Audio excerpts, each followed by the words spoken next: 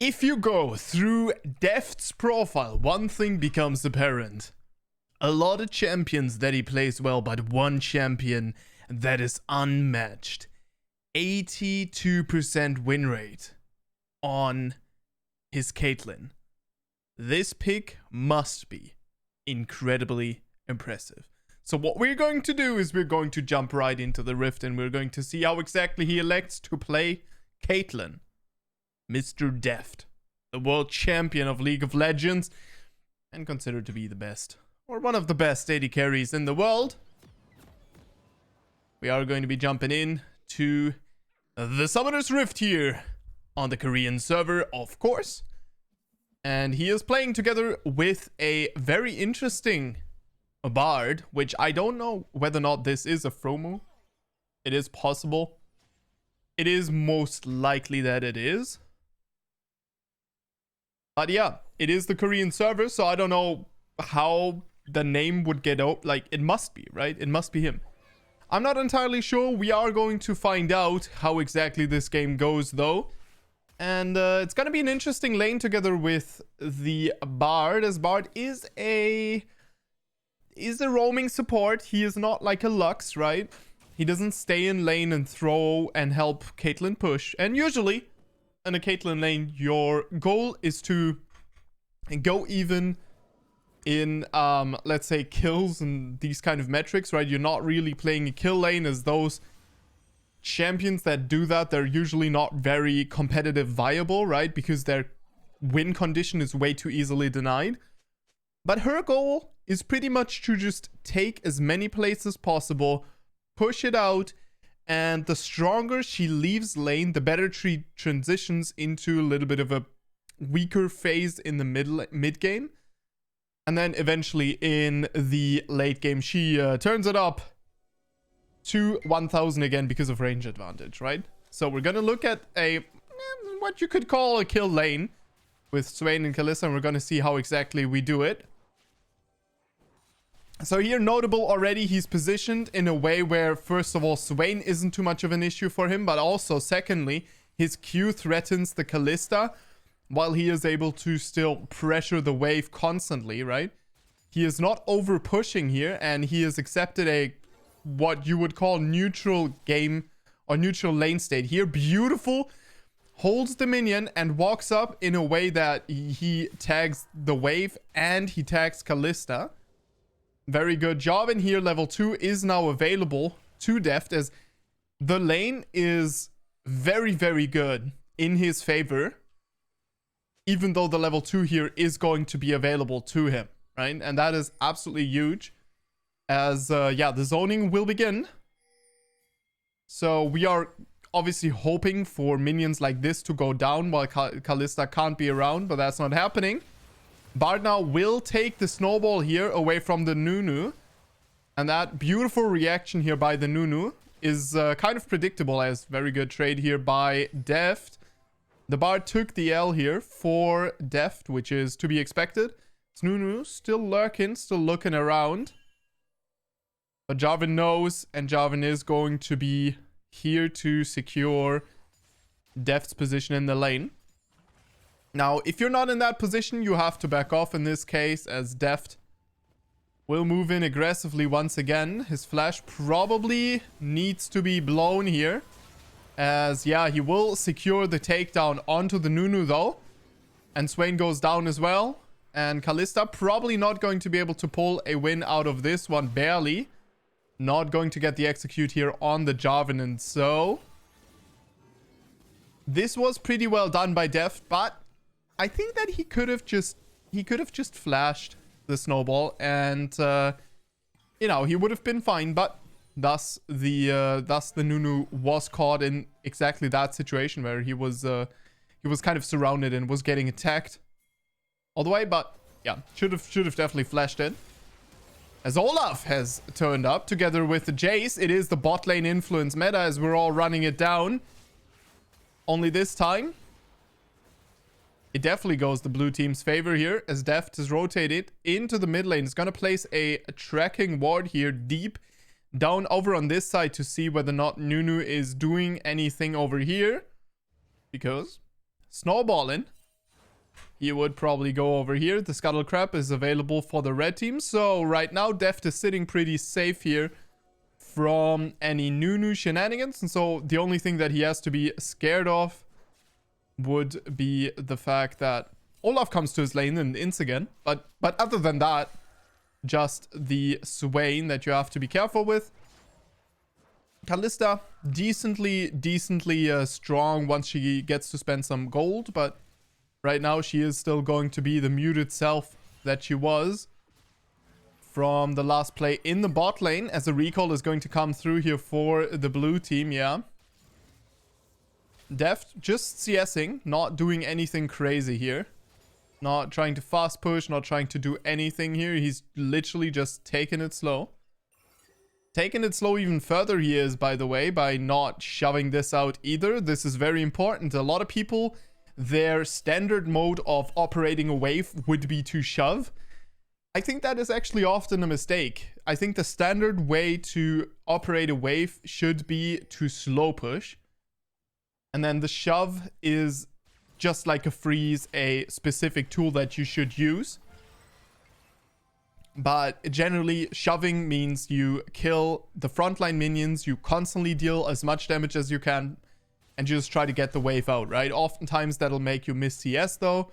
And also, it often ends, especially in those longer lanes like the top lane and the bottom lane, it often ends in a rather unfortunate wave state for you, where here, there's a good amount of minions as a buffer for example, the all-in here of the blue team, but also as a little bit of a buffer for any potential mistakes that you could make positioning wise, because obviously a even trade is not really possible if there's like 5 caster creeps attacking you. Jay's gonna move in here. The shock blast is going to land onto both bot laners, and now big HP lead here available for the blue team. As the red team, this is what can happen to a weak slow push, which the slow push was thinned out very well here by the Swain, as now Jace is in a little bit of trouble. This will be pushed in as a result of the bot lane reacting to this.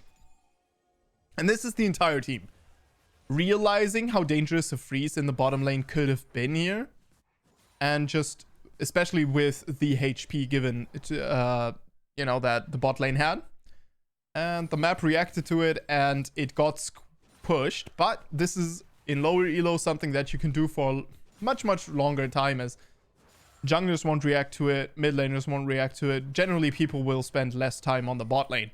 Now, anyone who complains about Fiesta bot lane, okay, bot lane has become the new mid lane. Everyone goes bot lane. It used to be everyone goes mid lane, tries to influence that, but nowadays, it is the absolute opposite. Kalista gonna leave the lane. And solo kill here acquired by the Olaf. Gangplank not quite aware that Gangplank ult doesn't slow a ulted Olaf. No, I mean, of course he knows. But yeah. So Olaf popped his ultimate, got a kill, and is going to get this wave. With Nunu around here, he can't move in between and proxy. Unfortunately for him, something that he would definitely like to do versus this GP, who he would absolutely dominate in there. Right now he needs to leave, though. Yeah, he will leave, as looking back onto the bot lane, good amount of damage. I would assume that was Deft using his ultimate here onto the Kalista. The reason he's doing this is there's a little bit of a rule with beautiful transitioning. Yeah, so the heal is used out of the Kalista here. Kalista, if she gets poked, right, which is what Deft was doing here. He ulted preemptively. He did that damage, knowing that that is going to keep Kalista from, first of all, hitting level 6. And then once she hits level 6, her all-in power is going to be much lower. So he did use a lot of resources. Trap is available here, but he needs to respect the Swain. He will get after, though, with a headshot. He will connect with the Kalista. And this is exactly what I'm talking about here. As this slow pushed wave now is paying out dividends here. Just the amount of gold that was acquired purely on the basis of slow pushing and then poking out an all-in champion, which is exactly what you have to do. As Caitlyn, you have to realize you're not an all-in champion. You do not want to all-in anyone. Not at this point. What you want to do as Caitlyn, oh my god, the blue team greeting, but it is going to be a kill going over to them for now as Akali finds the perfect execution, number one. Ooh, the second one will be denied, but a flash ultimate will find the kill onto the Jace. Nunu ultimate now cancelled as well. The shuriken flip will not get her into there, as she does have a brain. Because otherwise that would have absolutely killed her. The Akali, aka Lee Sin syndrome. But yeah, so the thing is, right, that as Caitlyn, your goal is to to keep Kai'Sa in that HP range where she takes so much damage up front that she can't continue all-inning you. Because once she gets that all-in, once you do too little damage, you go down. And so your Caitlyn ultimate, right, often used as a finisher tool, but for that, so many things have to apply. Where in this case, you just see, where's the enemy support? Okay, enemy support isn't currently around to block the shot. I'm gonna just do the damage to her right now. And it's basically a guaranteed Q hit, right? So you do the damage to her, and then during the fight, now she has less resources to work with. Where your ultimate, oftentimes the way it works is someone drops low and then another teammate barely has enough to survive and they will body block it and they will get out and it doesn't really do anything, which is why preemptive Caitlyn ults come in very handy. Another cool trick that Deft is doing here, first of all, he's positioning himself incredibly aggressively just because he has that caliber net, but Caitlyn and later on Tristana as well as Senna and Azir, they can attack over this wall here, which is something that you can do on the blue side, especially, to be very safe. He did it here on the red side because he's an aggressive player. Didn't need to, as he did rotate into the mid lane here because Akali stayed in the bottom lane. This is very important as an AD carry, that you react to your mid laner and you constantly think about rotations and where to go. The way you can do that, you just take a couple of games where that is your only focus. You don't really care about attack moving. You don't really care about anything else but just having the corresponding rotations, right? When to go where. Focus on that for a week and you'll be good. Then go on to the next topic. But something that Dev does wonderfully is he understands what Caitlyn needs and what her win condition is and what the win condition of the enemy lane is, and he plays to the best optimal outcome between all of them. Now here, he's just playing it super aggressive because look at his items, right? Here, Kalista ultimate is forced, Swain ultimate is forced out. He is incredibly strong and Kalista doesn't have her item. She's not even close, right? Would need 1,200 gold to get the item, where Gale Force is available here for the Caitlyn, and yeah, just like that, the Kalista is going to get bullied out. As Kalista, you have to find the all-in here onto Deft, and you saw how safe Deft was playing. Although usually, Deft is incredibly aggressive in the positioning, right? Not like Guma, but he is pretty much just taking the inch that he is allowed to, which is why I think that watching Deft is always really good, especially on picks like the Caitlyn. You just don't want it to happen. Guma, also a champion, also a player, super scary on the Caitlyn, but I would say Deft is comparably more scary than Guma in isolation, just because of consistency, right? Especially the consistency of which he knows the champion. Also, he got the tower plating and all of that alone. You saw that he didn't chase kills. All of this adds to consistency, and as an AD carry, super important to have consistency going into the mid game. If you elect to pick that Caitlyn in the lower elos, which already is kind of a weird choice, because a lot of people, they pick her because she has that great range and she feels safe and so on and so forth, but as Caitlyn, you have to understand that your impact will not be super high in the mid game. Unless you get this far ahead. If you get this far ahead, then it's a different story. But if you don't get this far ahead, then it's actually going to be much more muted. You're going to be much more vulnerable, right? As the Gale Force will keep him in attack range here. Just a little bit of damage dealt. Here, preemptive ultimate onto the Kalista again, right? Kalista just losing a lot of potential. Oh, that was not very good by Deft. Kalista just losing a lot of potential through that ultimate, right? And that is exactly what you want. But good comeback here for the blue team. This is definitely Deft playing a more aggressive, more point flippy style. This is something that he definitely wouldn't do during pro play, but it is solo queue. He is testing limits.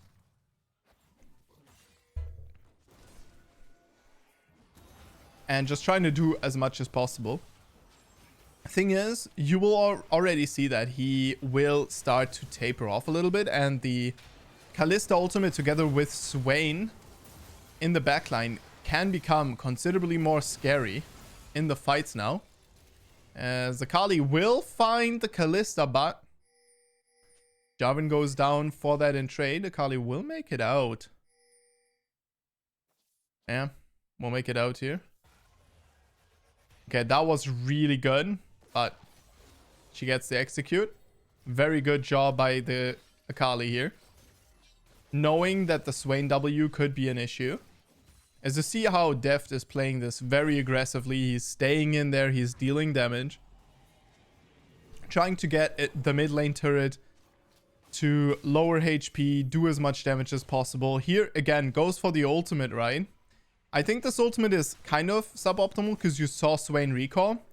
But the reason that he does it is because the dragon is coming up, which means now Swain has to recall. Swain is not going to be available to prepare the dragon. And the mid lane turret will also go down here. You see that Deft does not greed for it, however. You see that he doesn't overstep his possibilities here. Just leaves the turret alive. It is what it is.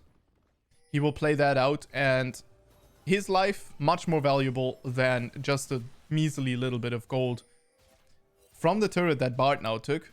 He could have taken that later on as well, so no reason for Bart to take it, but that is exactly the like discipline, right, that most of us wouldn't have. To just let the tower stand, not get yourself into the range of the Kalista, right? That is the number one prerogative, is do not give Kalista a way to come back. Don't give her shutdown gold. No, we've given all our shutdown gold away already. Pro play, he wouldn't have done that, of course. But, you know, the general goal here is, and this is something that if he played solo queue in order to hit rank 1, then he would definitely not make these plays, super aggressive plays. But notable here, 171 CS at 17 minutes.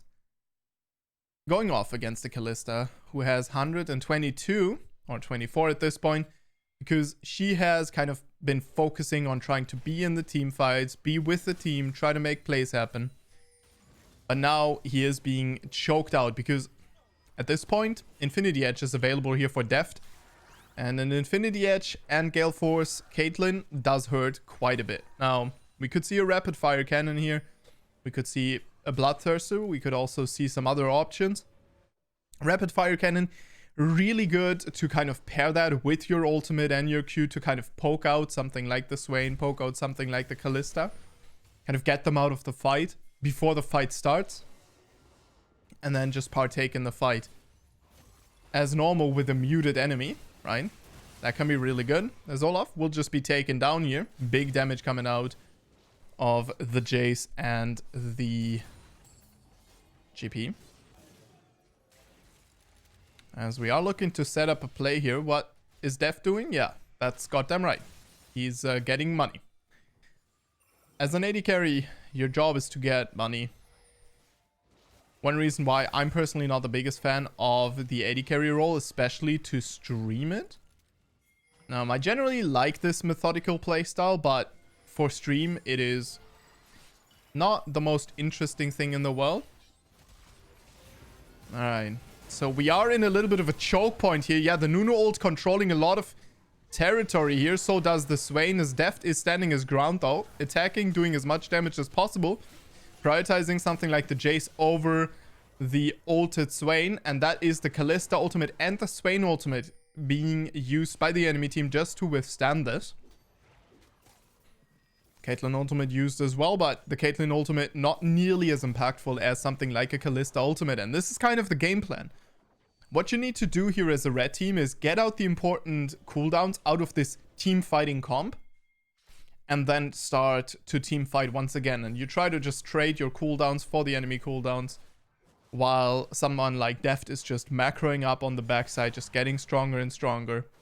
We have a dagger together with Berserker Greaves. This kind of indicates that we are going for something like a rapid fire cannon again, as he will be moving back into the mid lane, picking up a red buff for himself at 11.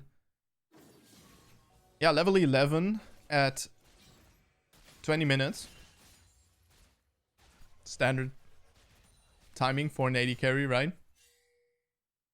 His farm, not crazy good, but it is very good. This is the stable what you expect out of an AD carry that isn't being funneled. So in the T1 games, for example, in the pro games, you will see Deft, and in T1 games, Guma obviously hitting more CS, but this is because the teams coordinate in order to funnel gold into their AD carries, where obviously in solo queue, everyone prioritizes their own strength a little bit more than relying on someone else, right?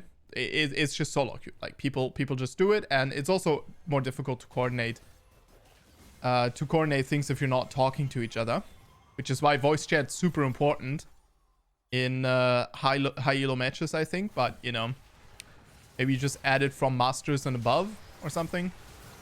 Also would make sense because the server rates you would be paying would be way less, right? You would have to pay way less money in order to add that.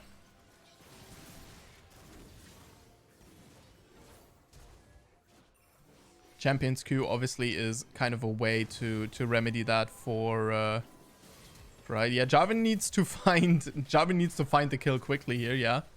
Otherwise the spears are gonna be stacked, but you can see how behind this Kalista is now.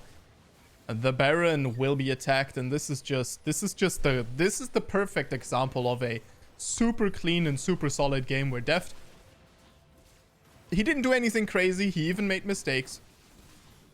He regrouped, he focused on what is important, and he did what Caitlyn is supposed to do. He demolished turrets. Turret in the bot lane gone, instantly went mid, instantly started pushing. Every 3 seconds, one auto attack on the turret. Just playing it safe though. And that is why these champions can be really difficult, right? Because your goal is to constantly put on pressure, and if you don't, you're not going to be the same value as something like a Kalista, right? In this case, it ended up working out very well. Nunu though. Nunu has something to say about this game ending quick, with his fully stacked Magi's and Thornmail. Locket of the Iron Solari acquired on that guy as well. He's definitely trying to get this game back into the blue team's favor here, but now Caitlyn will take another turret here, but Bard might be sacrificed for those sins. Deft finds himself in a super difficult situation, as well as Olaf will create a little bit of space here for Deft. And Swain, who was going after Deft, will be taken down by the Jarvan converging, and the entire red team converging here onto this fight. And that was a very, very aggressive fight. Top lane turret goes down here, unfortunately. And of course, a Frumu is sacrificed as the Jace did take down the inhibitor turret and is going to make his way back to the base now. The base, which is being demolished by Deft as we speak. Jarvan dropping the swag flag here, giving bonus attack speed as well. And they will get out, taking the inhib with the Baron. Least satisfying inhib to take. Very unsatisfying to watch, but that is discipline, right? You walk away, you know it's going to die. You don't mess around. No risks taken that are necessary. Because we are going to recall here. A Frumu. Probably trolling a little bit. Being like, oh, I'm gonna blast plant you. Of course he didn't. And yeah, the rapid fire cannon available, and we're moving right into the not Black Cleaver, it is Blood Drinker. Is that the name? That sounds weird. It must be, right? I don't know why I get this weird amnesia of like items and champion names. But it's like I've played this game for 10 years. And I still don't... No, it's gotta be Blood Drinker. And I just forget. I can't explain. I cannot explain to you now. Well, this game definitely looking over. As yeah, the surrender comes out of the enemy team. And that is Deft teaching us how to play the bot lane Caitlyn in a very smooth way. Thank you very much for watching, and I'll see you guys in the next one. Stay awesome.